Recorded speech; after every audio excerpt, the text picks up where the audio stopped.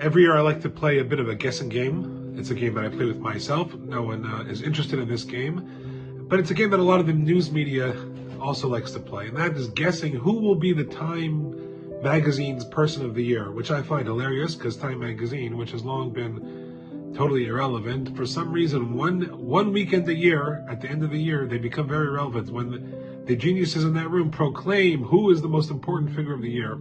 And as they are very quick to clarify, Person of the Year does not necessarily mean the best person of the year or the most wonderful human being of the year, but it means the person who has made the most global impact, that has changed our world in some significant way.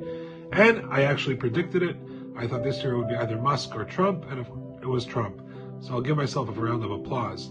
But it got me really thinking, and then I saw some commentaries. How can they do this? Don't they know they're sullying the concept of the Person of the Year?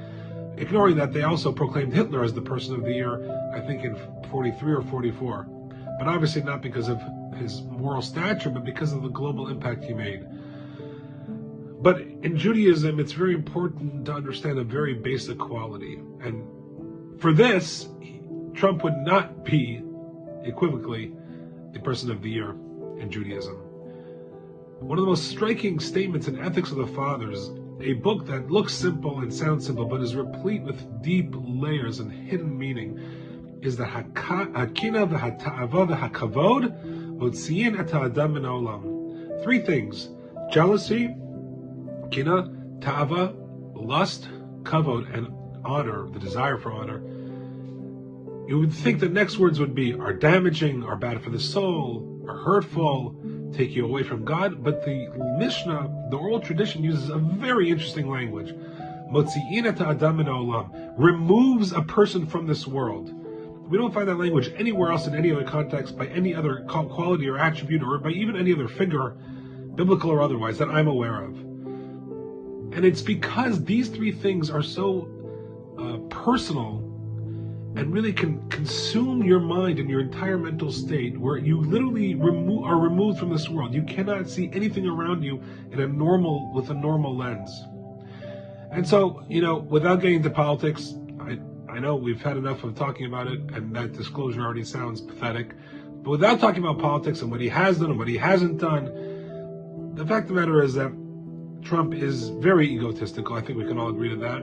And greatly desires kavod. And that's fine for him, really. But if that's the standard, then no, you are not the Person of the Year in Judaism. Because the Person of the Year in Judaism is, ironically, the person who runs away from kavod.